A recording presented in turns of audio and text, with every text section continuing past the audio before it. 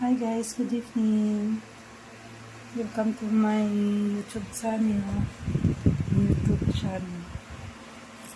Tagay guys. Ayos ang cup ko guys oh. Yung magsasayang ka ng kanin.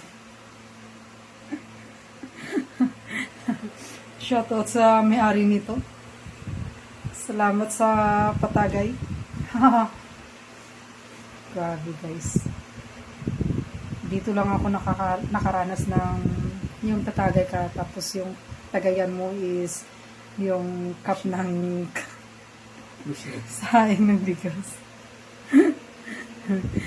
Pang ano siya, pang may measuring cup.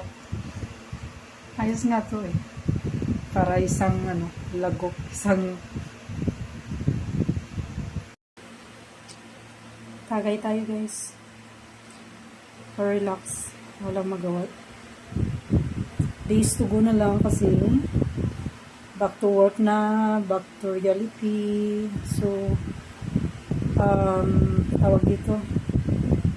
May tagay naman dun. Kaso nga lang, iba talaga dito kasi ang red horse dun ang hirap hagilapin.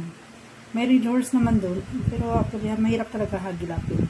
Unlike dito kahit saan, sa katabi mo lang na sari-sari store meron, sa sulok ng Pilipinas meron talaga, at saka may freedom talaga dito mag-tagay. Yeah. Kaya tagay tayo dito guys. Tagay. Red horse. Basta marunong magdala. Red horse.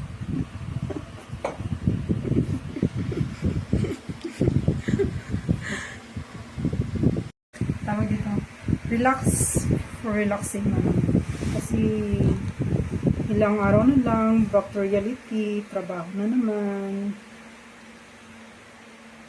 Thanks for watching. Guys, tagay. Saan ka nakakita niyan?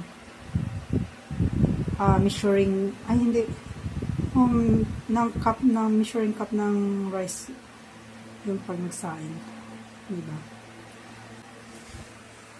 Wala, for relaxing lang.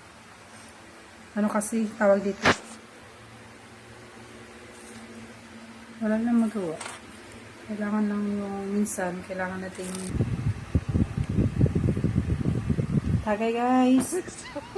Tagay na tagay. Kanina pa ako nagyayara ng tagay. Red horse. Basta marunong magdala. Shoutout sa katabi ko.